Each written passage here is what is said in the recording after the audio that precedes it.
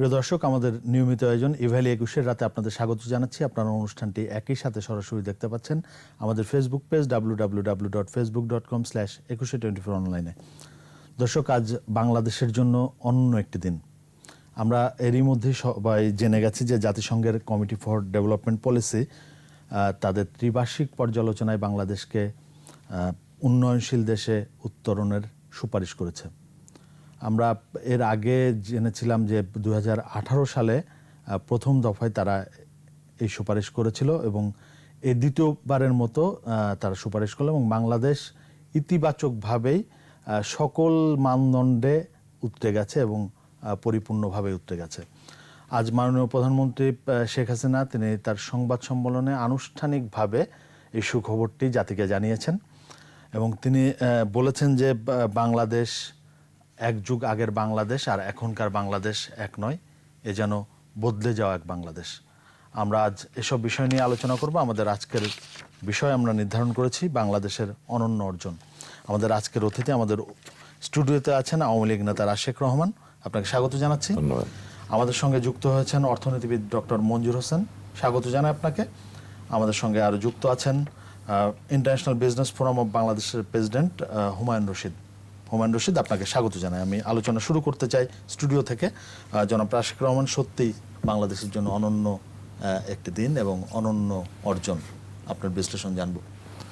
আপনাকে ধন্যবাদ। আমার সৌভাগ্য হয়েছিল আজকে মাননীয় প্রধানমন্ত্রীর প্রেস ব্রিফিংয়ে উপস্থিত থাকার, এবং এভাবে বলা যেতে পারে আসলে এটা আমাদের যে উন্নয়ন অভিযাত্রা তার একটা অদম্য গীতি কবিতা বলা যেতে পারে, এবং এটার রচয়িতা বঙ্গবন্ধু কন্যা জননেত্রী শেখ হাসিনা।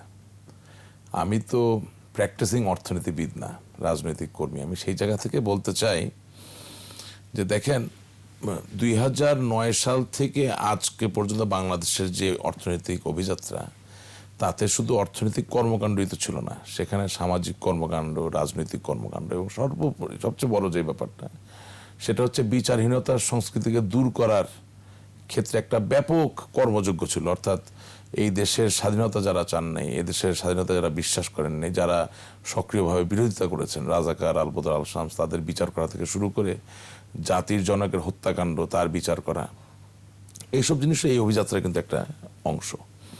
আজকে এই যে অভূতপূর্ব অর্জন, যেখানে বলা হচ্ছে যে আমাদের মাথাপিছু আয় এই যোগ্যতাটি পাওয়ার জন্য প্রয়োজন ছিল মাত্র $1230, সেই জায়গায় আজকে আমাদের হচ্ছে $1827। যেখানে মানব সম্পদের যে সূচক প্রয়োজন ছিল 66, সেই জায়গায় আমাদের হচ্ছে 75.3। আর যেটা খুবই ইম্পর্টেন্ট সেটা হচ্ছে অর্থনৈতিক এবং পরিবেশগত যে ভঙ্গুরতার যে সূচক, সেই জায়গায় 32.5-এর নিচে হলে আপনি এই জায়গাটায় গ্র্যাজুয়েট করতে পারেন, কিন্তু সেই জায়গায় আমাদের মান এখন হচ্ছে 25.2। আমি এটা কেন উল্লেখ করলাম? আমি উল্লেখ করলাম একটা মাত্র কারণে। দেখেন, পিওরলি ইকোনমিক প্র্যাকটিস দিয়ে বাংলাদেশের মতো এত মাত্রার, অর্থাৎ চতুর্মাত্রিক পঞ্চমাত্রিক সমস্যায় জর্জরিত একটি দেশের এই সূচকগুলো অর্জন করা সম্ভব নয়। তার মানে beyond economic considerations, beyond economic decisions, লিডারশিপের একটা বিরাট বড় রোল ছিল, এবং সেই রোলটার নাম হচ্ছে বঙ্গবন্ধু কন্যা জননেত্রী শেখ হাসিনা। অর্থাৎ আপনি যখন অন্ধকারে নিমজ্জিত থাকেন অথবা আপনি যখন ডুবে যেতে শুরু করেন, সেই সময় কিন্তু একটা প্যানিক অ্যাটাক হয়, আপনার ভিতরে একটা অসম্ভব রকম নেতিবাচক উত্তেজনার সৃষ্টি হয়। সেই সময় আপনাকে ধীর করে স্থির করে একটি দিকে নিয়ন্ত্রিত পরিচালনা করার জন্যে যেই কণ্ঠস্বরটার প্রয়োজন, অথবা যেই সাংগঠনিক শক্তি আছে এমন একজন ব্যক্তির প্রয়োজন, সেটা নেত্রী। তিনি ইকোনমিক্সের ভাষায়, এখানে অনেক ভালো অর্থনীতিবিদ আছেন, তারা বলবেন ইকোনমিক্সের ভাষায় খুব নর্মেটিভ একটা রোল প্লে করেছেন। অর্থাৎ কি করা উচিত বাঙালির জন্য। আজকের প্রেস ব্রিফিংয়ে কিন্তু একটা কথা বলেছেন যে 1962 সাল থেকে তিনি বাংলাদেশের রাজনীতির বিভিন্ন পর্যায়ে সরাসরিভাবে সম্পৃক্ত ছিলেন। রাজপথ থেকে মিছিল, মিছিল থেকে একেবারে আজকে গণভবন, বাংলাদেশের প্রধানমন্ত্রী, পুরোটা যে বিশ্লেষণ করেন তার সমস্ত জীবনই খুব সক্রিয় একটা জীবন ছিল, এবং সেই জায়গায় তার সবচেয়ে বড় যে সক্ষমতা, যেই জায়গাটায় হয়তোবা অনেকেই কোনোদিন পৌঁছাতে পারবেন না, সেটা হচ্ছে বাঙালিরা তিনি খুব ভালো করে চিনেন। এই কথাটা বলছি এই কারণে, বাঙালিকে খুব ভালো করে চেনার কারণে বাঙালির স্বপ্ন কি, বাঙালি কি চায়, কিসে তার মুখে হাসি ফোটে, কিসে তার চোখের পানি মোছা যায়, এটা তিনি জানেন। এই অনুভূতির জাগরণের জায়গা থেকে এই নর্মেটিভ ইকোনমিক্সের যে প্রয়োগ, অর্থাৎ কি করা উচিত, সেই জায়গাটায় তিনি খুব সফল হয়েছেন। এবং আজকে আমি দ্ব্যর্থহীন কণ্ঠে বলতে চাই, আমরা যখন অর্থনীতি পড়তাম তখন আমরা পড়েছিলাম যে রোনাল্ড রেগান মার্কিন যুক্তরাষ্ট্রের রাষ্ট্রপতি ছিলেন, তার অর্থনৈতিক ব্যবস্থাপনাকে একটা সময় গিয়ে এটা এতই সফল হলো এবং এতই হৃদয়গ্রাহী, মানুষের কাছে গ্রহণযোগ্য হলো যে এটাকে রেগানোমিক্স বলা হতো। এটা এখনো আছে, আপনি ইন্টারনেটে গেলে সার্চ করলেও পাবেন। আমি মনে করি ডক্টর বিনায়ক সেনের একটা সেমিনারে আমি ছিলাম, তিনি বলেছিলেন, একটু আবেগ আপ্লুত হয়ে বলেছিলেন, হওয়ারই কথা, বাঙালি যখন, বাঙালির অর্জনের জায়গায় আপনি আপ্লুত হবেন, আমি হব। তিনি বলেছিলেন যে world bank, Asian development bank, IMF এর অনেকের জন্যই বাংলাদেশের বাঙালিদের এই যে অমিত সম্ভাবনার দ্বার খুলে যাওয়া এবং এই যে সামনের দিকে এগিয়ে যাওয়ার যে রহস্য, সেটা বোধগম্য হয় না, সেটা বোধগম্য হয় না। তো সেই জায়গা থেকে বলতে চাই যে বাঙালির আজকে এগিয়ে যাওয়া, সম্ভাবনার দ্বার যে উন্মোচিত হয়েছে এবং আমরা উন্নয়নশীল দেশ হিসাবে স্বীকৃতি পাচ্ছি, উন্নত দেশ হব, এটা আমরা বিশ্বাস করতে শুরু করেছি, সেটা শেখ হাসিনার নাম ধরে যদি আমি বলি, হাসিনোমিক্সের চর্চার কারণে। জি, আপনার কাছে অর্থাৎ আসবো, আমি তার একটু- একটা অনন্য অর্থনৈতিক ব্যবস্থাপনার ধারণা তার ভিতরে আছে, যেটা অন্যদের ভিতরে নাই। আমি আপনার এই কথা দিয়ে আমি একটু যেতে চাই ডক্টর মঞ্জুর হোসেনের কাছে। ডক্টর মঞ্জুর হোসেন, আপনার কাছে জানতে চাইবো যে এই যে এই অর্জনের লিডারশিপের যে ভূমিকা, সেই ভূমিকাটা আসলে আপনি কিভাবে দেখছেন? আরেকটি বিষয় একই সাথে আপনার কাছে জানতে চাইবো যে এই অর্জনে আমাদের কি কি সুবিধা হলো? ধন্যবাদ আপনাকে। আপনি প্রথমে যে কথাটা বলছেন আমি সেই কথা দিয়েই শুরু করতে চাই। আসলে লিডারশিপের অবশ্যই ভূমিকা আছে। সেটা আমরা গত 10 বছরের অর্থনৈতিক প্রবৃদ্ধি এবং সবকিছু মিলিয়ে দেখতে পাই। দেশের বিনিয়োগ সম্ভাবনা অন্য দিক থেকে। আপনি যদি ক্লিয়ার একটা আসলে লাইন অফ ডিমার্কেশন দেখা যাবে, হ্যাঁ? কারণ হচ্ছে যে যে একটা ভিশন যদি না থাকে আপনি কিভাবে আগাবেন? একটা পার্সপেক্টিভ প্ল্যান করা হলো এই গভর্নমেন্ট যখন আসলে 2021 সাল, দেন এখন 2041 সাল, তারপর 5 ইয়ার প্ল্যান গুলো রিরোল করা হলো এবং সেগুলো খুব ভালোভাবে হ্যান্ডেল করা হচ্ছে। সুতরাং এগুলোর একটা আলাদা অবশ্যই ভূমিকা আছে যে আমরা দেশে কোথায় যেতে চাই, পদ্মা ব্রিজ হলো, আপনি বড় বড় প্রজেক্ট গুলো নেওয়া, এটা সাহসেরও একটা ব্যাপার আছে। এটা আমি কোনো দ্বিমত পোষণ করব না। অবশ্যই এগিয়ে যাওয়ার পিছনে আমাদের বর্তমান লিডারশিপ, মাননীয় প্রধানমন্ত্রীর সুযোগ্য নেতৃত্বের অবশ্যই একটা ভূমিকা আছে, সেটা দিতে হবে। এতে আমি দ্ব্যর্থহীন ভাবেই বলতে চাই ওনার যে দেশকে এগিয়ে নিয়ে যাওয়া যায়। তো সেদিক থেকে একই সাথে আমাদের এটাও স্বীকার করতে হবে যে এই অর্জনটা আসলে শুধুমাত্র লিডারশিপকে দিলে আসলে জনগণকে কিছু আন্ডারমাইন করা হবে। সেক্ষেত্রে যে আজকে মাননীয় প্রধানমন্ত্রী সেটা স্বীকার করেছেন যে এই দেশের জনগণ যদি সত্যিকারের লিডারশিপ বা রোল দেখতে পায়, দিক নির্দেশনা পায়, তাহলে কিন্তু মানুষ কিন্তু এগিয়ে আসে। যে রেজিলিয়েন্সটা আমরা দেখলাম কোভিড প্যান্ডেমিকের ক্ষেত্রে বা অন্যান্য ক্ষেত্রে, তো এগুলো একটা বড় ভূমিকা। এই দেশের মানুষ, আমি তো মনে করি যে আসলে হার্ড ওয়ার্কিং এবং তাদের যে কাজের প্রতি যে একটা স্পৃহা, এগিয়ে যাওয়ার জন্য একটা অদম্য স্পৃহা যেটা বলি, সেগুলোকে কোনোভাবেই আন্ডারমাইন করা যাবে না। এবং তারই ফলশ্রুতি হচ্ছে যে, বরং আমি বলতে চাই যে আমরা আরো আগে কেন এই জায়গা থেকে বের হয়ে আসতে পারলাম না, that was a big question. তো ঠিক আছে, সেদিক থেকে আপনি বলছেন যে আমাদের সুবিধাগুলো কি হলো। আসলে আমি অসুবিধার চাইতে সুবিধাই বেশি মনে করি। এই যে একটা প্রসেস যে মাধ্যমে যে আমাদেরকে ইভালুয়েট করা হলো, যে আমরা তিনটা ইন্ডিকেটর একটু আগে উনি বললেন যে সেগুলা ইন্ডিকেটর ভিতরে আরো সাব ইন্ডিকেটর আছে, সবগুলোতেই কিন্তু আমরা কোয়ালিফাই করেছি। একটু আগে আমি আরেকটা টিভি টক শোতে বলছিলাম যে বাংলাদেশ ছিল আসলে যে এলডিসি গ্রুপটা একটা আউটলায়ার। বাংলাদেশ এত দূরে এগিয়ে ছিল যাতে করে অন্যগুলোর সাথে আসলে কম্পেয়ারেবল ছিল না। শুধুমাত্র আমরা পপুলেশনের কারণে, পার ক্যাপিটা ইনকামে আমরা পিছিয়ে ছিলাম, অন্যান্য দিক থেকে পিছিয়ে ছিলাম কিছু কিছু ক্ষেত্রে, যার কারণে অথচ আমাদের দেশের অর্থনৈতিক সম্ভাবনা বলেন, অন্যান্য দিক বলেন, ইন্ডাস্ট্রিয়ালাইজেশন প্রসেস, এডুকেশন সিস্টেম, এগুলো কিন্তু অন্যান্য এলডিসি যেগুলো মোস্টলি হচ্ছে আপনার আইল্যান্ড কান্ট্রিজ বা এই জাতীয় অনেকগুলো ছোট ছোট দেশগুলো, সেগুলোর সাথে বাংলাদেশ যায় না। সেদিক থেকে দুঃখ লাগে যে আমরা আরো আগে কেন যেতে পারলাম না, আমাদের এত সম্ভাবনা ছিল। আবার এদিক থেকে এটাও আবার আমরা গর্বের সাথেই বলতে পারি যে বাংলাদেশ, যখন বলা হচ্ছিল হেনরি কিসিঞ্জার প্রথম বাংলাদেশ স্বাধীন হলো পরে, যে একটি তলাবিহীন ঝুড়ি উন্নয়নের জন্য, এবং সেখান থেকে যে আমরা একটা ডেভেলপমেন্ট সারপ্রাইজ হিসেবে এগিয়ে আসলাম, অনেক সীমাবদ্ধতার মাঝেও কিন্তু আজকে আমরা এই পর্যায়ে আসলাম, সেটাও কিন্তু কোনোভাবেই এই অর্জনের মাধ্যমে আসলে সেটা একটা স্বীকৃতি লাভ করা গেল। তো যে জিনিসটা আপনি বলছিলেন যে আসলে আমাদের অর্জনগুলো একটা হলো যে আমরা বিভিন্ন এই অর্জন তো আসলে একদিনে হয়নি, এগুলো বিভিন্ন স্টেপে স্টেপে হয়েছে। সুতরাং এটা একটা বড় অর্জন যে একটা অর্থনৈতিক একটা শক্ত ভিত্তির উপর দাঁড়িয়েছে।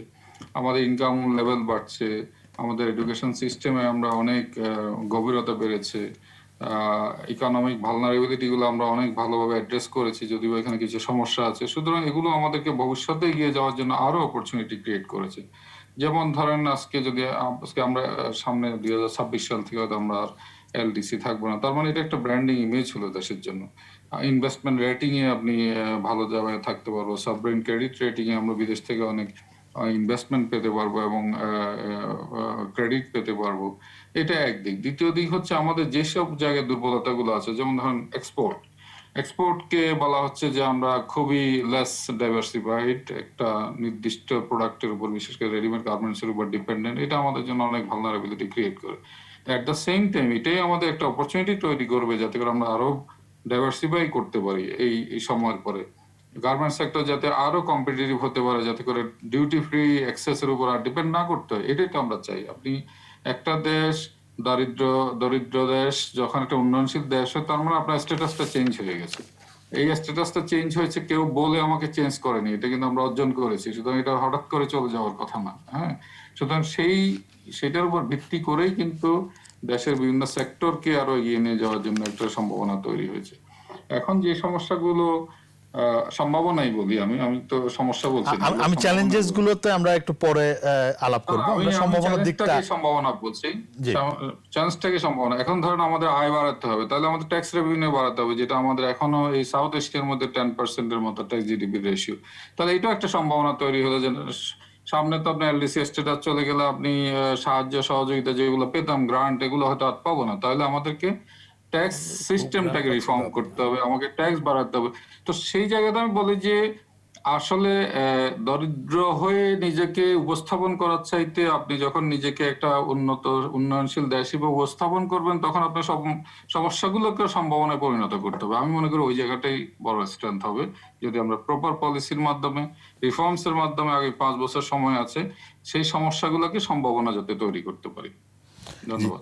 যেতে চাই হুমায়ুন রশিদের কাছে। জনাব হুমায়ুন রশিদ, নিশ্চয়ই দায়িত্ব আরো বেড়ে গেল এবং ব্যবসায়ীদেরও দায়িত্বটা বেড়ে গেল। আপনার কাছে জানতে চাইবো যে এই যে বিনিয়োগকারীরা এখন বাংলাদেশকে ইতিবাচক হিসেবেই দেখবে, সেই ক্ষেত্রে বিদেশে বিনিয়োগ আকৃষ্ট করা এবং বিজনেসম্যানদের যে দায়িত্ব, সেই দায়িত্বের জায়গাটি থেকে আপনি যদি বিশ্লেষণ করেন। অনেক ধন্যবাদ। প্রথমে সাধুবাদ জানাতে চাই যে এটা একটা মহৎ কাজ যেটা আমরা অর্জন করেছি। এটা কিন্তু আমরা অস্বীকার করতে পারবো না যে আমরা অর্জন করতে যাচ্ছি যে গ্রাজুয়েশনসটা, এলডিসি গ্রাজুয়েশনসটা থেকে আমাদের এই উত্তরণের পিছনে যে আমাদের আমি ব্যক্তিগতভাবে এবং আমার প্রতিষ্ঠানের আইবিএবির তরফ থেকে আমি বলতে চাই যে মাননীয় প্রধানমন্ত্রী ওনার যে প্রাইভেট সেক্টর ফ্রেন্ডলি উদ্যোগ, এটা প্রশংসার দাবি রাখে। আমি তারপরেও বলতে চাই ডক্টর মঞ্জুর এবং আমার পূর্ববর্তী বক্তা যেটা বললেন, সেটা হচ্ছে যে আমাদের দেশে আমরা কেন আগে করতে পারলাম না, কেন আমরা আগে যেতে পারি নাই। আমরা অলমোস্ট 50 বছর হলো আমাদের স্বাধীনতা হয়েছে। আমরা যদি 5 ভাগে ভাগ করি, তাহলে দেখা যাবে প্রতি 10 বছর করে করে আমাদের দেশের কিন্তু উন্নতিটা এই গত 20 বছরের এর ভেতরেই আমাদের এই উন্নতিটা হয়েছে। উন্নয়নটা আমাদের এই মাননীয় প্রধানমন্ত্রী যখন উনি ক্ষমতা নিয়েছেন, উনি যে রিফরমেশনস এর ব্যাপারে হাত দিয়েছেন এবং কাজ করছেন, এটা কিন্তু কাজ শেষ হয়নি। ফলে আমাদের চ্যালেঞ্জ গুলা রয়ে গেছে। কোথায় চ্যালেঞ্জ রয়েছে আমি একটু আপনাকে উল্লেখ করতে চাই। আমরা কিন্তু একটা শিল্পের উপরে নির্ভরশীল রপ্তানিতে, সেটা হচ্ছে গার্মেন্টস। গার্মেন্টসের পাশাপাশি আরো 7-8টা সেক্টর আছে যেখানে উন্নতি হওয়ার যথেষ্ট সম্ভাবনা ছিল। আমরা আজকে ইঞ্জিনিয়ারিং প্রোডাক্টে আমাদের দেশে কিন্তু অনেক উন্নতি হয়েছে। আজকে টেলিভিশন ইম্পোর্ট করতে হয় না, টেলিভিশন এখন এক্সপোর্ট হচ্ছে। কত বড় পরিবর্তন। আজকে ট্রান্সফরমার ইম্পোর্ট হয় না, ট্রান্সফরমার এক্সপোর্ট হচ্ছে ভারতের মতন দেশে। এগুলো সাকসেস। সব সাকসেস স্টোরিজ গুলো আপনারা হয়তো অনেকে জানেন না। আমরা ব্যবসার সাথে জড়িত, ফলে আমরা জানি। কিন্তু এই সাকসেসটাকে আরো সাকসেসফুলি নিয়ে যেতে হলে আমাদেরকে সামনে 100টা ইকোনমিক জোন আসছে, এর জন্য আমাদেরকে অ্যাড্রেস করতে হবে ইজ অফ ডুইং বিজনেস। যদি আমরা is of doing business K address না করতে পারি, তাহলে কিন্তু আমরা এফডিআই অ্যাট্রাক্টেড করতে পারবো না। এফডিআই তখনই আসবে যখন ইজ অফ ডুইং বিজনেস গুলা অ্যাড্রেসড হবে। আপনি জানেন আজকে চিটাগং পোর্টে সবচেয়ে বেশি ভাড়া দিতে হয়। আজকে শেনজেন পোর্ট থেকে যদি আপনি একটা গুডস ট্রান্সপোর্ট করেন কেপোর্ট কেলাং কিংবা মালয়েশিয়ান কোনো পোর্টে, ভাড়া হয় $400, সেখানে বাংলাদেশের ভাড়া হয় $1400। যেখানে কন্টেইনারটা ছুটাতে, কন্টেইনারটা রিলিজ করতে 4 দিন লাগে। এগুলাকে অ্যাড্রেস করতে হবে। রিফরমেশনস যে কথাটা আজকে ডক্টর মঞ্জুর হোসেন বলেছেন, আমি ওনার সাথে একমত। মাননীয় প্রধানমন্ত্রীর দৃষ্টি আকর্ষণ করছি এই সাকসেস স্টোরিজটাকে আমাদের ভবিষ্যতের প্রজন্মের জন্য। আজকে আমরা যেটা অর্জন করছি সেটা কিন্তু আমাদের জন্য না, আমাদের ভবিষ্যতের প্রজন্মের জন্য। এই ভবিষ্যতের প্রজন্মের জন্য আমাদেরকে কিছু দিয়ে যেতে হবে, সেটা হচ্ছে রিফরমেশনস। আজকে যারা নতুন উদ্যোক্তা তাদের জন্য সবচেয়ে বড় চ্যালেঞ্জ এখনো আমাদেরকে বিডার পাশাপাশি অন্তত বিভিন্ন মন্ত্রণালয়ে ঘুরতে হয়।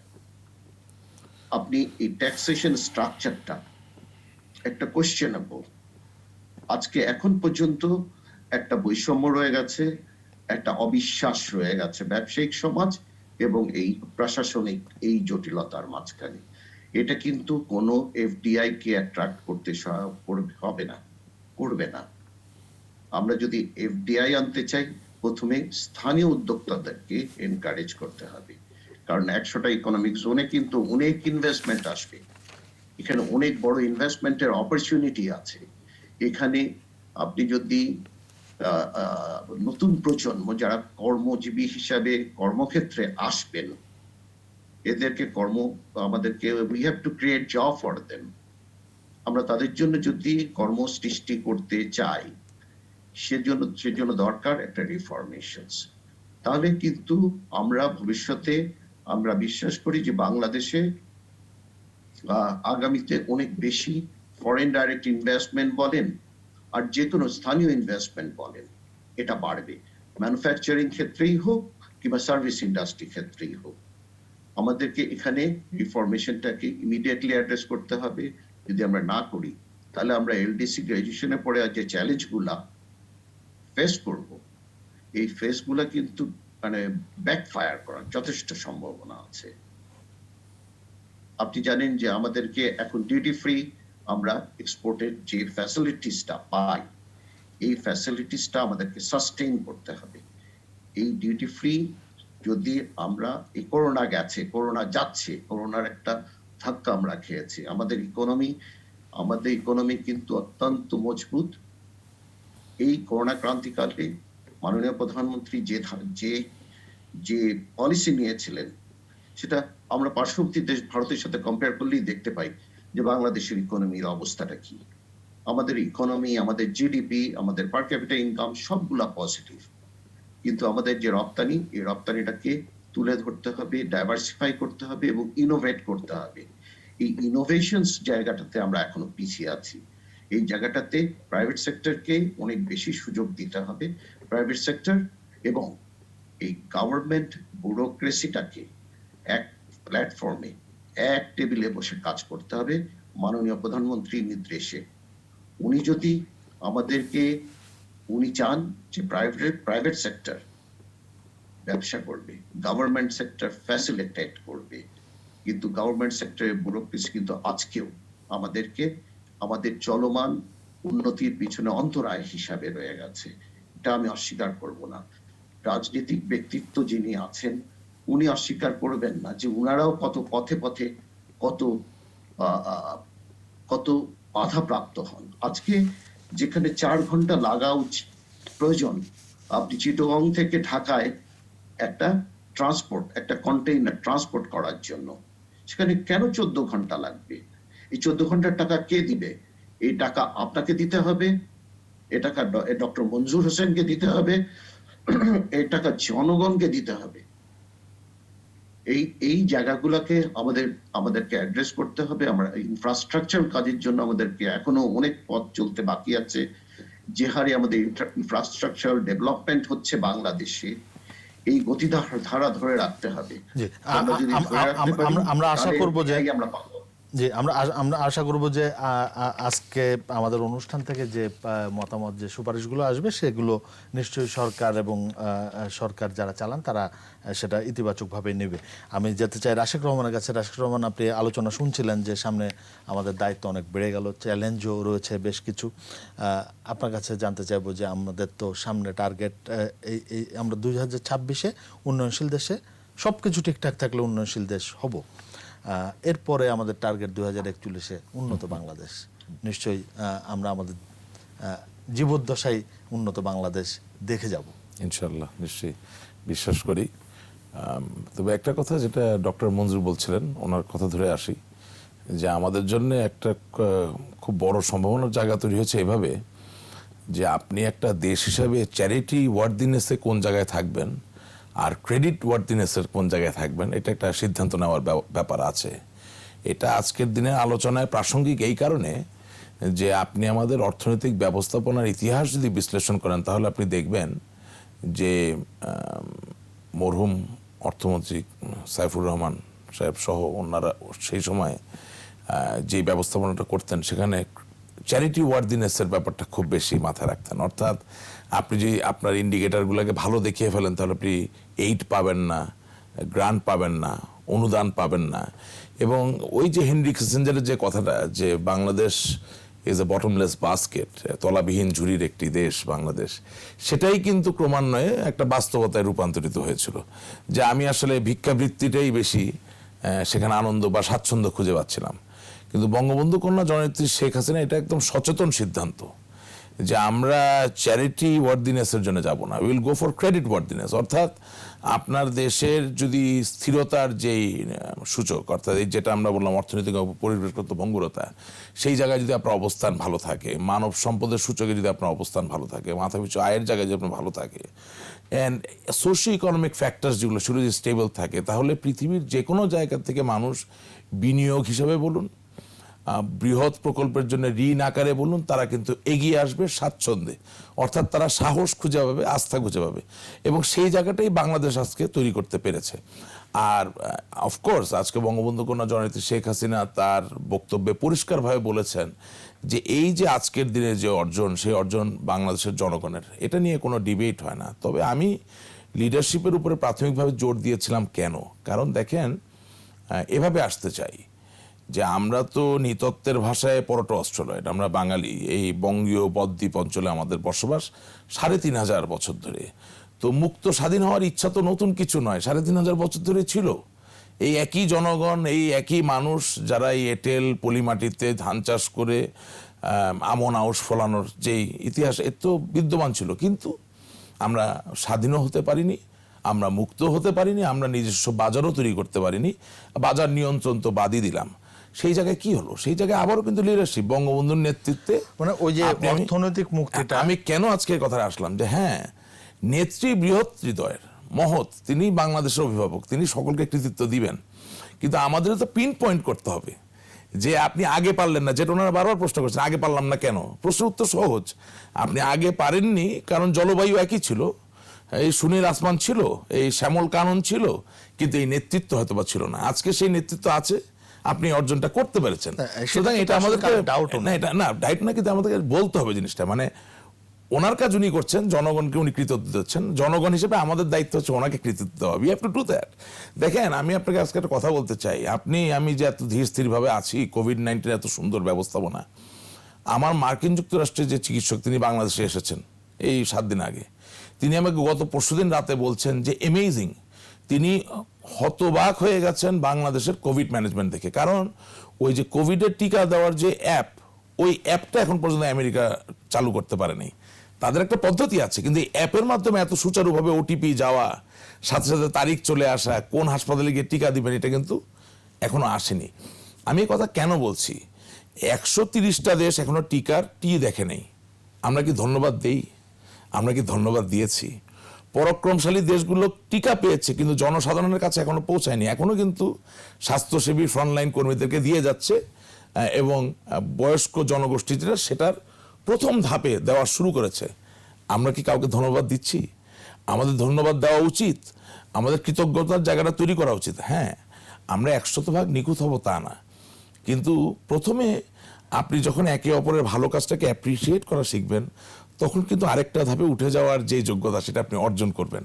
সেই জায়গা থেকে আমি লিডারশিপটাকে খুব ভ্যালু দিই। এবং আরেকটা যে দেখেন, অর্থনীতির ভাষায় মোটা দাগে যদি বলতে হয়, যে বড় হাতের ওয়াই অক্ষর দিয়ে, মানে অ্যাগ্রিগেট ইনকাম এক্সপ্রেস করা হয় যদি এই পর্বে একটু ছোট করে আনেন, আমরা বিরতি নেব।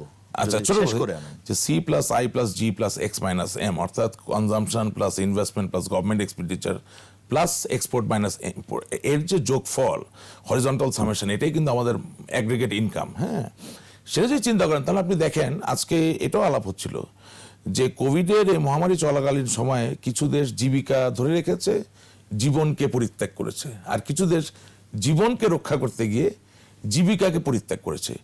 বাংলাদেশ জীবন এবং জীবিকার মাঝখানে যে ভারসাম্য, এই ভারসাম্য বজায় রেখে সামনে এগিয়ে যাওয়ার অনন্য একটি উদাহরণ। অর্থাৎ কনজামশনের জায়গাটা আমি ঠিক রেখেছি, ইনভেস্টমেন্টের জায়গাটা আমি আনতে হয়তো বা পারিনি, কিন্তু ধরে রেখেছি। গভর্নমেন্ট এক্সপেন্ডিচার থেকে আমি পিছিয়ে আসিনি, সামনে এগিয়েছি। এবং যেটা ডক্টর মঞ্জুর বললেন, আমি ওনার সাথে আবার একমত হয়ে বলতে চাই, যে গার্মেন্টস শিল্প যাতে এফেক্টেড না হয়, তার জন্য যে প্রণোদনা দেওয়া দরকার, সঠিক সময় সেটা আমরা দিয়েছি, সেটা বাস্তবায়ন করার চেষ্টা করেছি। পাশাপাশি দেশকে সচল রাখার জন্য ইম্পোর্টের সাইডটাও তো, ক্যাপিটাল মেশিনারি সাইড বলেন, কনজিউমেবলস বলেন, সেগুলোকে আমাকে আসতে দিতে হবে। সেই ফ্লোটাকেও কিন্তু আমি ঠিক রেখেছি। এই যে ইউনিক ম্যানেজমেন্ট, ম্যানেজারিয়াল আসপেক্ট, এটাকে যতদিন আমরা সেলিব্রেট না করতে পারবো, ততদিন পর্যন্ত আজকে আমাদের যে অর্জন, এবং আপনি 2025 সালের যে অর্জনের কথা বললেন, 2041 সালে, সেগুলো আমরা বুঝতে পারবো না, হয়তোবা অনুভব করতে পারবো।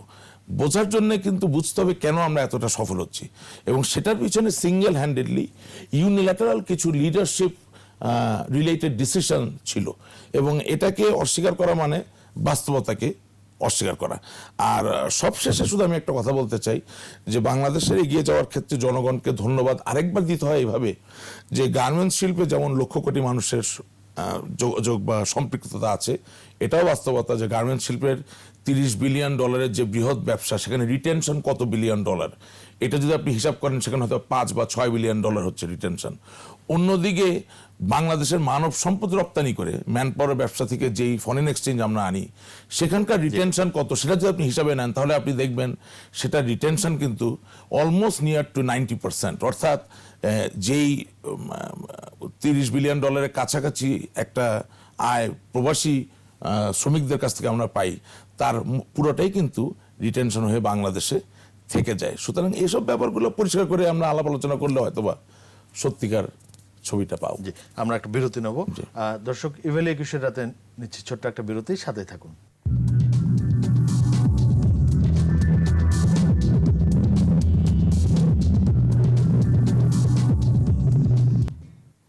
দর্শক, ইভেল 21 রাতে আবারও স্বাগত জানাচ্ছি। আমরা আলোচনা করছিলাম বাংলাদেশের অন্য যে অর্জন, সেই অর্জন নেই।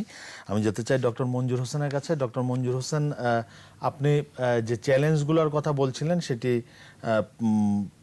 আপনি চ্যালেঞ্জগুলো ইতিবাচকভাবে বলছিলেন যে কিভাবে মেটানো উচিত। এখন আপনার কাছে জানবো যে এই যে উত্তরণকালীন সময়ে আমাদের প্রস্তুতিটা আসলে কি হওয়া উচিত। আমরা এরই মধ্যে জেনেছি যে একটি জাতীয় টাস্কফোর্স গঠন করা হয়েছে, এবং সেই টাস্কফোর্স গঠন কাজ করছে। উত্তরণকালীন সময়টাতে আমাদের প্রস্তুতিটা কি হওয়া উচিত? মূলত আমাদের চ্যালেঞ্জগুলোকে আমি মূলত দেখা যায় দুইটা ভাগে ভাগ করা যায়। একটা হচ্ছে আমাদের এক্সপোর্ট কিছুটা কমে যাবে ধারণা করা যায়, বিশেষ করে যেসব মার্কেটে, বিশেষ করে ইউএসএ তো জিএসপি ফ্যাসিলিটি আমরা এখনই পাই না, ইউরোপিয়ান মার্কেটে আমরা সেটা উঠে যাবে, যদিও জিএসপি প্লাসটা হয়তো আরো 3 বছর 2030 বা 29 পর্যন্ত থাকবে। তো ওই জায়গায় অনেকেই বলছেন যে প্রায় 14%-এর মতো এক্সপোর্ট বর্তমান সময়ের তুলনায় কমে যেতে পারে। আরেকটা হচ্ছে যে বাংলাদেশ কিছুটা কম্পিটিটিভনেস হারাবে, সেটা হচ্ছে যেহেতু ডিউটি ফ্রি হয়ে যাবে, সিস্টেমটা উঠে যাবে, ফলে বাংলাদেশকে আরো 9-10% এডিশনাল ট্যারিফ ওখানে ফেস করতে হতে পারে। কিন্তু দেখেন, আমি যেটা বলতে চাচ্ছি যে এই এই যে গত 1 বছর আমাদের কোভিড হলো, কোভিডের ফলে কিন্তু এক্সপোর্ট কিন্তু সিভিয়ারলি এফেক্টেড হয়েছে। এর দ্বারা কিন্তু দেশ কিন্তু একেবারে রসাতলে গেছে তা না।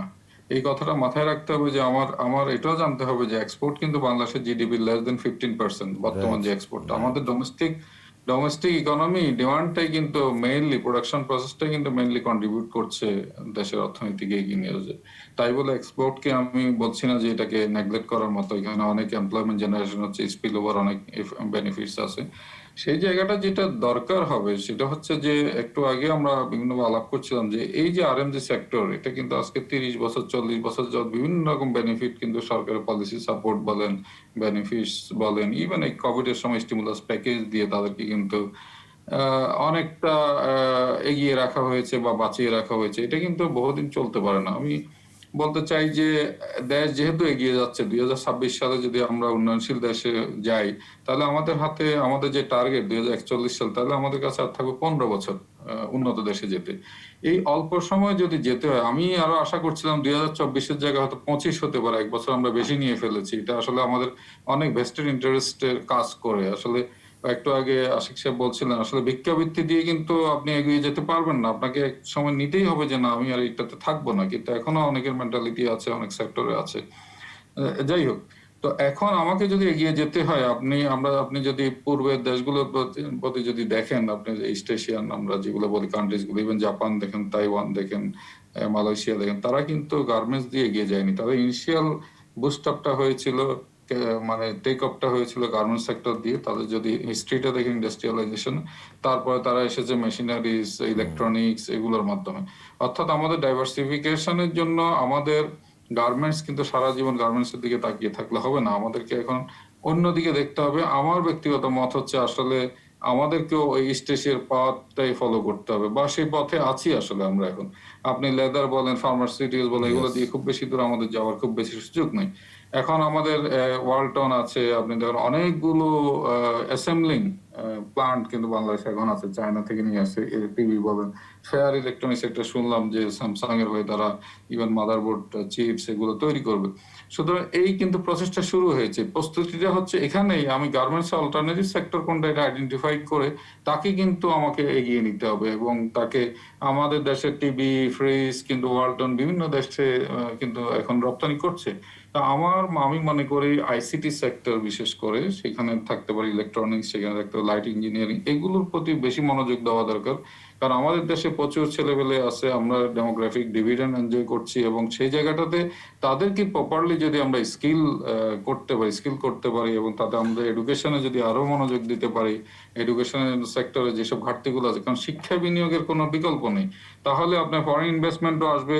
স্কিলস, হিউম্যান রিসোর্স যদি থাকে, তাহলে আপনি কিন্তু মানে এখানে এই সংকটটা তো আমাদের রয়েছে, যে দক্ষ জনশক্তি, মানে হুমায়ুন রশিদও বলছিলেন যে দক্ষ জনশক্তির যে সংকটটা, এই সংকটটা তো এই সংকটটাকেই কাটাতে হবে। এবং মানে সেটাই আমি বলছি যে আমাদের ছেলে মেয়েদের বুদ্ধিমত্তা বা অন্যান্য কোনো দিকে ঘাটতি নেই, তাদেরকে প্রপার এডুকেশনটা দিতে হবে, প্রপার সিস্টেমটা দিতে হবে। আপনি দেখেন যে আমরা এতগুলো ব্যাঙের ছাতার মতো প্রাইভেট ইউনিভার্সিটি করেছি, তারা কি প্রোডাক্ট আমাদেরকে দিচ্ছে?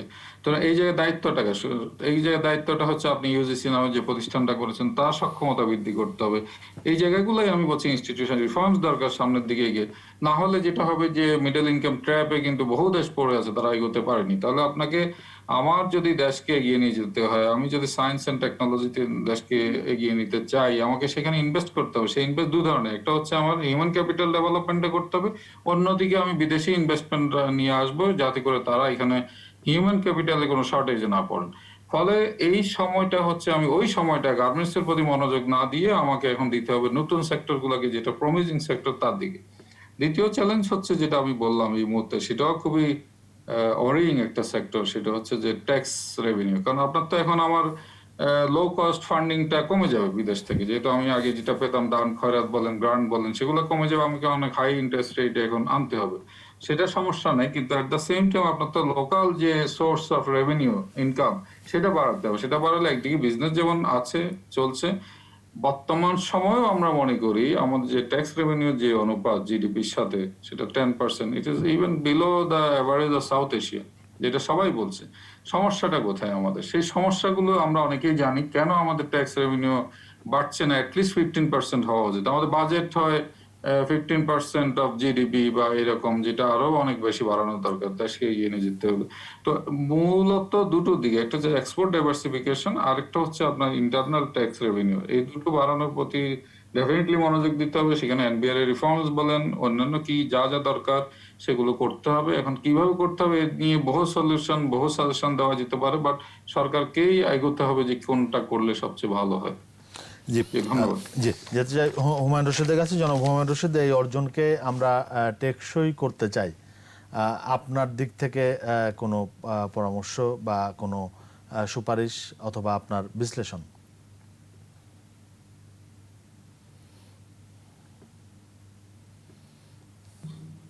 ধন্যবাদ। আমি ডক্টর মঞ্জুর ওনার সাথে অনেকটা একমত যে আমাদের ক্যাপাসিটি বিল্ডিং এর ব্যাপারে আমাদেরকে অ্যাড্রেস করতে হবে। আমাদের নিড বেসড এডুকেশন আসতে হবে। নিড বেসড এডুকেশন কি? আমাদের যদি আমরা দেখি রেমিটেন্সটাকে যদি আমরা প্রায়োরিটাইজ করতে চাই, তাহলে কিন্তু আমাদের আমরা আমরা আরো বেশি লোক, আমাদের জনসংখ্যাকে স্কিল করতে হবে, যারা নিড বেসড মার্কেটে জব যে জিনিসটা, জবটাকে বুঝে যে এই জবের জন্য আমরা এই ধরনের লোক তৈরি করতে চাই। ফিলিপিন্সে আপনার 4 মিলিয়ন লোক কাজ করে, $25 বিলিয়ন রেমিটেন্স। আমাদের দেশে 9 থেকে 10 মিলিয়ন লোক কাজ করে, সেখানে রেমিটেন্স হচ্ছে 14 থেকে 15 বিলিয়ন ডলার। মানে তাহলে হচ্ছে কি, আমরা কিন্তু আজও অ্যাড্রেস করতে পারছি না যে কি ধরনের লোক পাঠাতে হবে যারা রিয়েলি আর্ন করতে পারবে। আমরা চাই না যে সবাই আইটিতে পারফর্ম করতে পারবে। আমরা যদি দেখি যে একটা ক্রেন অপারেটর, ফোর্কলিফট অপারেটর কিংবা একটা সাবস্টেশন অপারেটর একটা জেনারেটর ফিক্স করতে পারে, এই ধরনের জায়গাগুলোতে কিন্তু অনেক গ্যাপ রয়ে গেছে। এই জায়গাগুলোকে আমাদের এডুকেশনে যদি এই জায়গাগুলোকে প্রায়োরিটাইজ করা হয়, যদি আমরা এই সো কল্ড, আমি কাউকে দুঃখ দিতে চাচ্ছি না, আমার কথা যদি কোনো ভুল হয় ক্ষমা চেয়ে নিচ্ছি, যে এমবিএ বিবিএ যারা পড়াশোনা করছে, যারা জব মার্কেটে আসছে, তারা কিন্তু জবের জন্য রাইট পারফেক্টলি গ্রোন আপ হয় নাই। এই যে মাশরুম গ্রোথ ইউনিভার্সিটি আছে, এরা যেসব ছেলে মেয়েদেরকে তৈরি করছে, এবং আমি ব্যক্তিগতভাবে ব্যবসায়ী, আমি যদি পরিচয় দেই, আমি হচ্ছে এনার্জি প্যাক বলে একটা কোম্পানি আছে, কোম্পানির ম্যানেজিং ডাইরেক্টর। আমার 10,000 লোক আমার প্রতিষ্ঠানে কাজ করে। আমি এই যে ক্রাইসিস ফেস করি, এই যে ক্রাইসিস আজকে আমাকে রেগুলারলি লোক বিল্ড করতে হয়, কারণ হচ্ছে যে আমার যে নিড, এই নিডটা বোঝার জন্য এই ইউনিভার্সিটি গ্রাজুয়েট তারা বুঝে আসে না, তারা জানে না। ফলে আমাদেরকে এডুকেশন সিস্টেমকে চেঞ্জ করতে হবে, আমাদেরকে যে রিফরমেশনস আছে রিফরমেশনকে অ্যাড্রেস করতে হবে, আমাদেরকে ক্যাপাসিটি বিল্ড করতে হবে যে কোন কোন জায়গায় আমাদেরকে হাত দিলে আমাদের দেশকে আমরা আগামীতে এগিয়ে নিয়ে যেতে পারবো। সেটা ইন্ডাস্ট্রিয়াল সেক্টরেই হোক কিংবা সার্ভিস সেক্টরেই হোক। সার্ভিস সেক্টরেও কিন্তু গ্রো করবে ভবিষ্যতে, আউটসোর্সিং বাড়বে, আপনার সাপ্লাই চেইন, গ্লোবাল সাপ্লাই চেইনের ট্রেন্ড ডিফারেন্ট হয়ে যাবে, আপনার পৃথিবী পেপারলেস হয়ে যাবে। আজকে আমি যে এই কথাটা যদি বুঝি, আজও আমাকে হার্ড কপি নিয়ে যেতে হয় সরকারি অফিসে, আজও আমাকে একটা সার্টেন কাগজের চাইতে আরো একজন যিনি ডেস্ক অফিসার আছেন, উনি আরো 4টা কাগজ চান। এই 4টা কাগজ কেন চান উনি বলতে পারেন না। ওনাকে যখন জিজ্ঞেস করা হয় আপনি লিখিত দেন, উনি আর লিখিত দেন না। এই কালচারটাকে থেকে বেরিয়ে আসতে হবে। এটা শুধু আমি রেভিনিউ ডিপার্টমেন্টকে দোষারোপ করলে হবে না। আমরা যেখানে ইনভেস্টার্স হিসাবে যেসব ডিপার্টমেন্টের কাছে যাই, বিওআই আগে যেটা ছিল, এখন বোর্ড অফ ইনভেস্টমেন্টস যেটা, বিডা যেটা এখন রূপান্তরিত নতুন রূপে এসেছেন, ওনারা কিন্তু অনলাইন অনেকগুলো স্টার্ট করেছেন। That's a positive thing. Government কিন্তু এই জায়গায় ধন্যবাদ পাওয়ার যোগ্য। এখানে গভর্নমেন্টের সবচেয়ে বড় জায়গায় আমরা কিন্তু কেউ বলি না। আজকে আমি আপনি সব জায়গায় সব সময় কাজ করছি, আজকে কিন্তু আমরা দিনে কবার বিদ্যুৎ চলে যাচ্ছে এর এক্সপেরিয়েন্স আমাদের সবারই আছে। আমরা বলতাম 24 ঘন্টায় 2 ঘন্টা বিদ্যুৎ থাকতো, 22 ঘন্টা বিদ্যুৎ থাকতো না। ওই দিন আমরা দেখে এসেছি। আজকে সরকার 22 ঘন্টার জায়গায় 24 ঘন্টার জায়গায় 24 ঘন্টা একটা রিলায়েবল পাওয়ার দিচ্ছে। এটা একটা বড় অ্যাচিভমেন্ট। আমরা ধন্যবাদ দিতে জানি না। এই জায়গাটা কিন্তু আমাদের ধন্যবাদ দেওয়া উচিত সরকার প্রধানকে।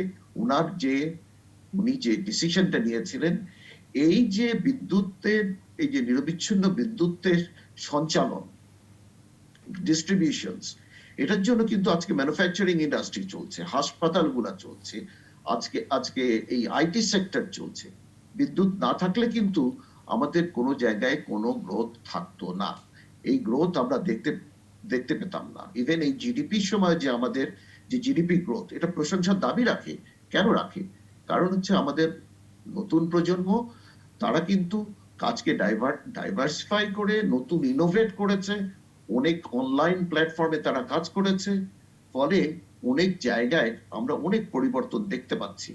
এই দেখতে পাওয়াটাকে ধরে রাখতে হবে। আগামীর যে চ্যালেঞ্জগুলো আছে, চ্যালেঞ্জগুলোকে কিন্তু এটা সরকারিভাবেই অ্যাড্রেস করতে হবে। চ্যালেঞ্জগুলো কি? আমরা আজকে রপ্তানিতে কিন্তু আমাদের ভাটা পড়তে পারে। যদি ভাটা পড়ে তাহলে একটা বিশাল পরিমাণ লোক এই শিল্পে কাজ করেন।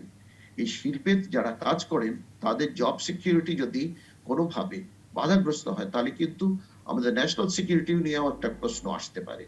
ফলে এই জায়গাটাকে কিন্তু আমরা খুলে গেলে হবে না।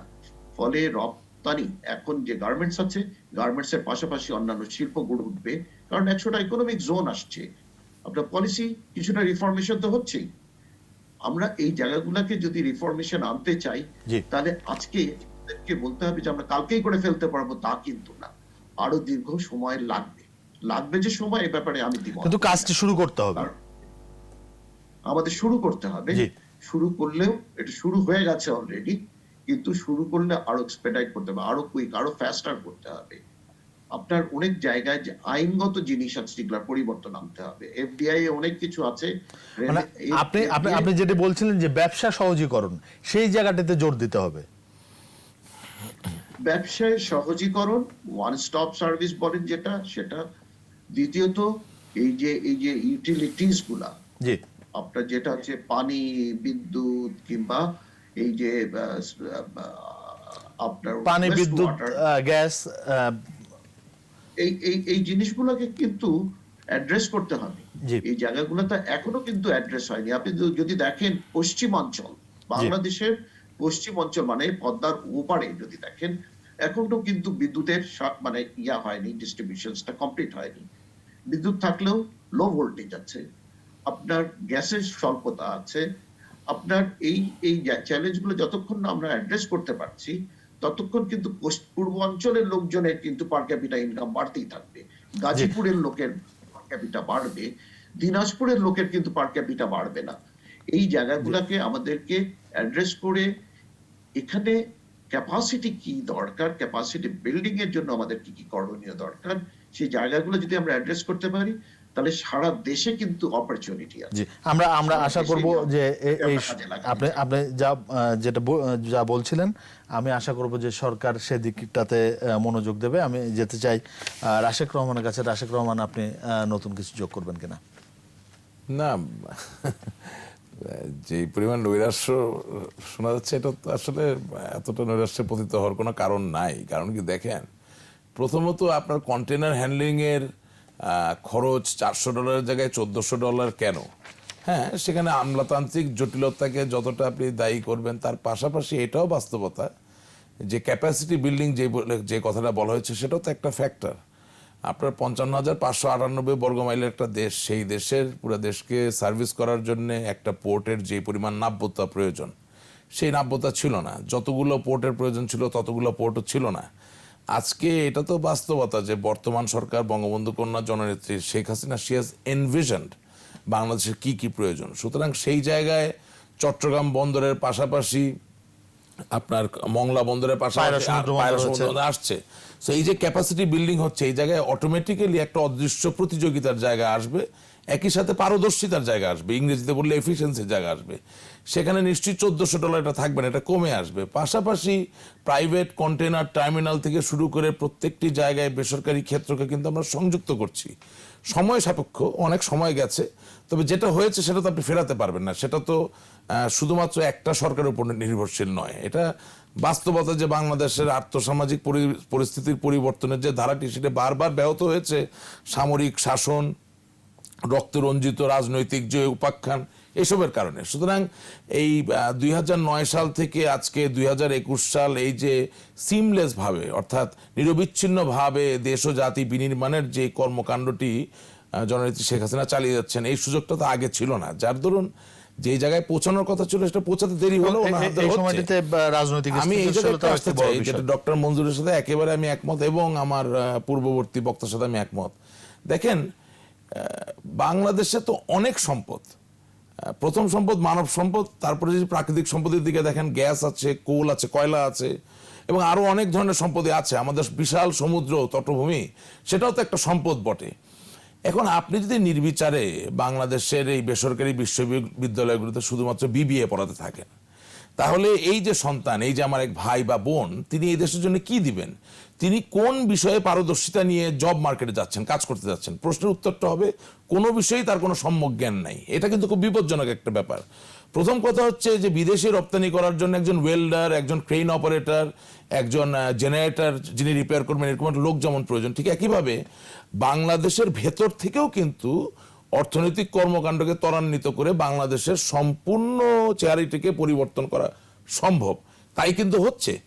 কিন্তু এটা একসময় বন্ধ্যাত্বের দিকে চলে যাবে যদি না বাংলাদেশের ভিতরে বাংলাদেশের সম্পদকে ব্যবহার করার মতো জ্ঞানে পুষ্ট নতুন প্রজন্ম আমরা তৈরি না করতে পারি। অর্থাৎ আমি যেটা বলতে চাইছি যে হ্যাঁ, আপনি বিশ্ববিদ্যালয়ে পড়াবেন, বিশ্ববিদ্যালয়ের ডিগ্রি দিবেন, কিন্তু সেই ডিগ্রিটার প্রায়োগিক দিকটা আপনাকে চিন্তা করতে হবে। অর্থাৎ মানে শুধু কাগজটাই যেন, শুধু কাগজের ব্যাপার না, লেখাপড়া যেন জি, না। এমন যাতে হয় যে ওই ছেলেটি বা ওই মেয়েটি তার উচ্চশিক্ষা গ্রহণ করে তিনি তার নিজেকে একটি সুনির্দিষ্ট জায়গায় নিবেদন করতে পারেন, নিয়োগ করতে পারেন।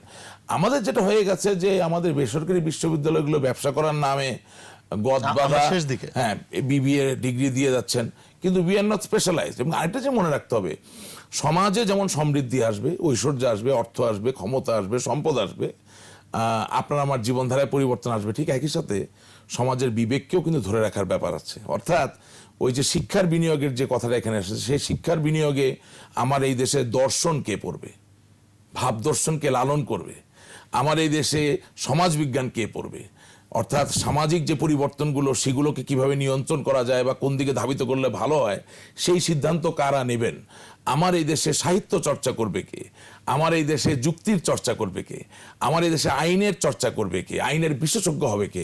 এই যে রিফরমেশন যে শব্দটা তিনি বললেন, this is very important. Reformation শব্দটা আপনি যদি ক্যাথলিক প্রোটেস্ট্যান্টদের থিওলজিক্যাল হিস্ট্রি বিশ্লেষণ করেন, আপনি দেখবেন সেখান থেকে এসেছে। কিন্তু আজকে রিফরমেশনের শব্দটা পৃথিবীর যে কোনো নিত্য দিনের যে কোনো ক্ষেত্রে প্রয়োগ করতে পারবেন। রিফরমেশন করার জন্য যেই মানুষগুলো দরকার আপনার সমাজে, তাদের যে মৌলিক জ্ঞানের অধিকার, মৌলিক জ্ঞানের যেই কি বলবো ব্যবস্থা করা দরকার, সেটা কে করবে, কোথা থেকে হবে? So what I am trying to tell you, যে আজকে এই যে অনন্য অর্জন, জি, ওই অনন্য অর্জনের মধ্য দিয়ে পারঙ্গম, সক্ষম, পারদর্শী ব্যক্তিদের পাশাপাশি বিবেকবান, আলোকিত, সৃজনশীল ভালো মানুষেরও প্রয়োজন তৈরি করতে হবে। এই যদি আপনি না করেন, তাহলে সমাজ এবং অর্থনীতি অবশ্যই একটি সময় গিয়ে বান্ধত্বের শিকার হবে।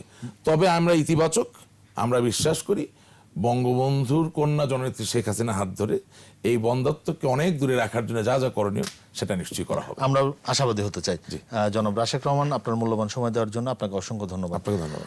ধন্যবাদ জানাতে চাই ডক্টর মঞ্জুর হোসেন আপনাকে, ধন্যবাদ জানাই হুমায়ুন রশিদ আপনাকে, যে আপনারা দুজনে আপনাদের মূল্যবান মতামত তুলে ধরেছেন আমাদের আজকের ইভেল 21 রাতে। আপনারা দুজনেই ভালো থাকবেন, সুস্থ থাকবেন। দর্শক, শেষ করব আজকের ইভেল 21 রাত। আমাদের আলোচনা থেকে যেটি বেরিয়ে আসলো যে এলডিসি থেকে আমরা বের হব ঠিকই, কিন্তু সামনে যে চ্যালেঞ্জগুলো আসছে সেই চ্যালেঞ্জগুলো আমাদের মাননীয় প্রধানমন্ত্রী শেখ হাসিনার নেতৃত্বে সেই চ্যালেঞ্জগুলো আমরা খুব ভালোভাবে উত্তরণ করতে পারবো, এবং আমাদের যে লক্ষ্য রয়েছে 2041 সালের মধ্যে উন্নত বাংলাদেশ সেই অভিষ্ট লক্ষ্যে আমরা পৌঁছাবো। সবাই ভালো থাকবেন, সুস্থ থাকবেন। শুভরাত্রি।